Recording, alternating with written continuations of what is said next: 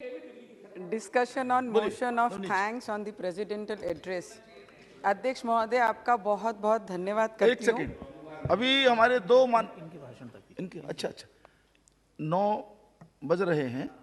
नवनीत राणा जी के भाषण की समाप्ति तक समय बढ़ाते हैं, इसके बाद निर्णय करेंगे। जी सर, हमारे देश की राष्ट्रपति मैडम आदिवासी समाज को बिलोंग करते हैं, तो मेरे आदिवासी भाई बहन जो हमारे महाराष्ट्र से पूरे देश के और हमारी जो बोली भाषा है आदिवासियों की, उससे मैं मेरी प्रेसिडेंशियल थैंकिंग स्पीच की शुरुआत करती हूँ। अलागे सभी को माइचो बाइचो डाइचो, अलागे प्रधानमंत्री के राष्ट्रपति का सबू को सदन को राम राम राम राम। सर, जिस तरीके से हमारे प्रेसिडेंशियल जो स्पीच हुई, पहली बार देश के एक आदिवासी क्षेत्र से आदिवासी महिला को इस पद पे लाकर, मैंने बहुत सारे लोगों का ये स्पीच सुना कि महिलाओं का आरक्षण बिल ये सदन में आना चाहिए। मुझे आप बताइए, ये पद के लिए तो कोई आरक्षण नहीं है, फिर भी एक आदिवासी क्षेत्र में काम करने वाली महिला को इस बड़े पद पे लाकर प्रेसिडेंशियल बनाकर हमारी जैसी महिलाएं, युवक महिलाएं, इस देश की पिछड़ी महिलाएं, उनको सम्मानित करने का काम हमारे देश के प्रधानमंत्री जी ने किया। आरक्षण आना चाहिए, सभी महिलाएं, सभी पुरुष भाई हमारे साथ हैं कि आरक्षण इस सदन में आना चाहिए, उसका स्वागत करेंगे। पर उसके अलावा अगर इस सदन में आज अगर हम देखते हैं तो जितने सालों से ये सदन बना हुआ है, ये पहली बार मोदी जी की सरकार में हुआ है कि इतने बड़े संख्या में महिलाएं रिप्रेजेंट कर रही हैं हमारे देश के अलग अलग क्षेत्रों को। ये क्रेडिट जाता है बिना आरक्षण के।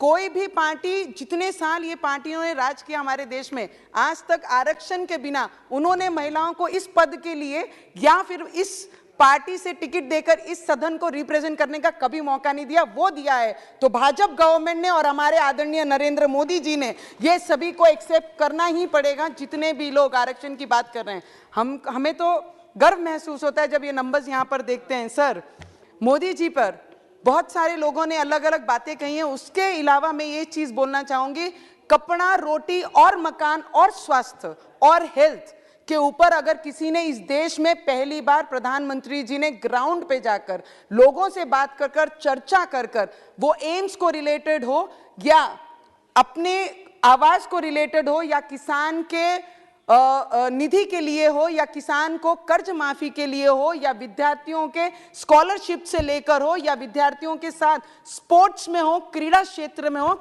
हर क्षेत्र को अंडरलाइन करके इस देश के प्राइम मिनिस्टर जी ने, ये देश का हर व्यक्ति आगे बढ़ना चाहिए, ना कि पॉलिटिकल बैकग्राउंड को बिलोंग करने वाले लोगों को आगे बढ़ाने का काम उन्होंने नहीं। उन्होंने एक काम किया है, जो जरूरतमंद है, जिन्हें आवाज नहीं, उन्हें आवाज देने का काम किया है। किसानों को कर्ज माफी करके उन्हें आगे बढ़ाने का काम किया है। किसानों को वर्षाना जो 6,000 रुपया दिया वो देकर उनको मदद करने का काम किया है।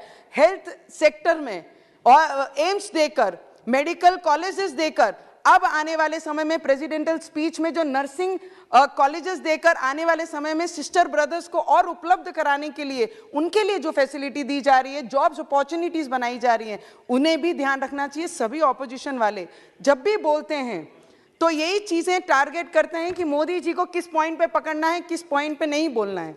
सर, मैं आपको इतना बताना चाहूंगी कि डिजिटल आज देश में अगर कोई लाया है तो ठेले वालों से लेकर, भाजी वालों से लेकर, बड़े व्यापारियों से लेकर, प्राइवेट सेक्टर में लेकर डिजिटल अगर कोई नॉन लोगों में कराए, रूरल एरिया में भी लोड गाड़ियों पे, ठेलों पर आज QR कार्ड करके स्कैन करके आप 50 रुपए 20 रुपए देना भी अगर किसी ने इस देश को सिखाया है तो वो मोदी जी ने ही सिखाया है।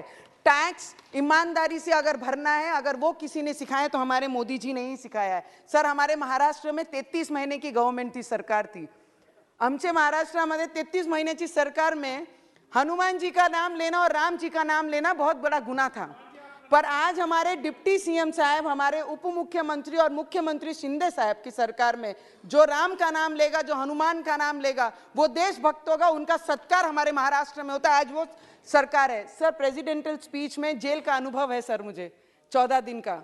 ये महाराष्ट्र गवर्नमेंट ने उद्धव ठाकरे जी की गवर्नमेंट ने मुझे जेल में डाला था तभी, जब गरीब लोग वहां पर जो कोई कारण से अरेस्ट हुए हैं या उनकी बेल हो चुकी है, पर बेल बॉन्ड भरने के लिए जिनके पास पैसे नहीं है उसका भी प्रावधान, या इस समय हमारे प्रेसिडेंशियल स्पीच में उन्होंने बताया है, वो सच में जेल में अगर देखेंगे तो बहुत ज्यादा तकलीफ में वो महिलाएं उस जेल में रहती हैं जिनके पास 5,000 बेल बॉन्ड भरने के लिए नहीं है या 10,000 रुपए बेल बॉन्ड भरने के लिए नहीं है। हमारे देश के प्रधानमंत्री जी का नारा है, ना खाऊंगा ना खाने दूंगा। इस तरीके की सोच रखने वाले पहले प्रधानमंत्री हमारे देश को मिले हैं। सर, कई लोग भारत जोड़ो निकले थे। सर, वेरी इंपॉर्टेंट, क्योंकि हम देश के युवा एज ए रिप्रेजेंटेटिव है, ये बोलना बहुत जरूरी है। कई लोग भारत जोड़े निकले थे। मुझे बताइए, भारत के इस देश के लोगों ने कभी भारत को टूटने दिया? कभी टूटने नहीं दिया। जो जोड़ने निकले थे ना, कोई चीज टूटी नहीं तो उसे जोड़ने कैसे निकल सकते हैं? ये पहला प्रश्न उनको मेरा है सदन के माध्यम से। मुझे आपको बोलना है सर, जिस कश्मीर में लाल चौक पे जाकर इन्होंने अपने भारत जोड़ो का समापन किया, उस क्षेत्र में जाके इतने स्वाभिमान से ये समापन कैसे कर सकते थे? अगर हमारे गृह मंत्री ने 370 इस सभागृह में लाया नहीं होता और 370 हटाया नहीं होता, तो इतने स्वाभिमान से ये जाकर अपना भारत जोड़ो का समापन वहां नहीं कर सकते। सर, थैंक यू सर, बहुत जरूरी है सर। सर सर सर मुझे ऑपोजिशन के कई लोग, मुझे बताइए, देश के बड़े बिजनेसमैन व्यापारियों को, टाटा हो या अंबानी हो या अडानी हो, ये कितने लोगों को रोजगार इनके माध्यम से इस देश के मिला है?